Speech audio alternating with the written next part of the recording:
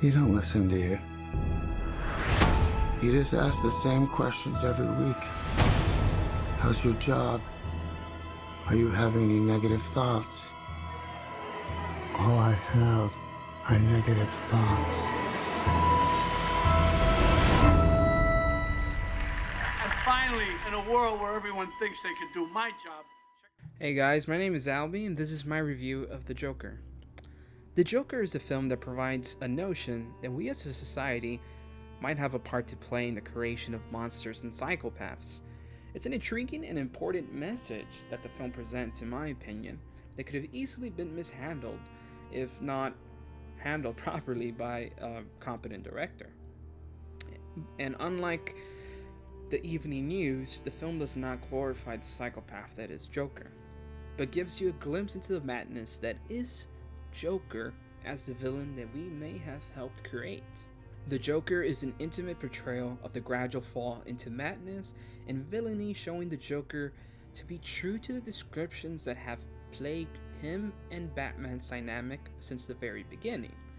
The analysis that they are both two sides of the same coin, and if there's one thing the film absolutely succeeds in, is showing exactly that. Without going too much into spoilers, the Joker truly is the polar opposite of Batman in this film, right down to the inspiration he provides to the particular set of the downtrodden that the film aims to highlight.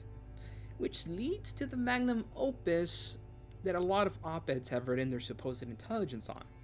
Does the film embellish and glorify the Joker to the point of absurdity and missing the fact that he's a villain after all? Not at all.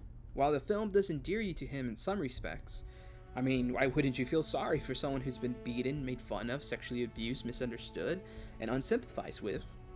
However, even though it provides an understanding how one might fall into such depravity, it never presents it with any delight.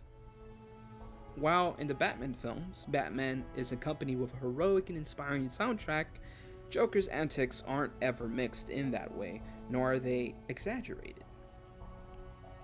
His crimes are quick, short, disturbing, and eerily silent. It adds to an intimate tension that, for me at least, felt a lot like a horror film, keeping me at the edge of my seat, dreading to see what he'll do next. It's then I knew that the film didn't glorify the Joker. It showed him in the most raw form to leave you to make your own conclusions. And my conclusion is that I'm just as terrified of this clown as I was of the eponymous clown of the 2008 Dark Knight. How does the film accomplish this, you might ask?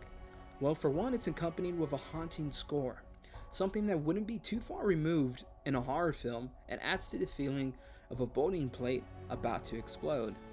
The cinematography is obviously great, but to say that is just not enough. It's great because it uses the language of film to tell and show you things in a certain light. The angles emphasizing mundanity, which endears you to the perspective of Joker's world, in that nobody cares about the downtrodden. They also symbolize loneliness and isolation through the cinematography, which burns into you throughout the film and shows you that Joker really has no one to turn to. The performance of Phoenix and the supporting cast is mostly pitch perfect, with the lone example being Zazie Beets, who doesn't do more than just serve the story's purpose.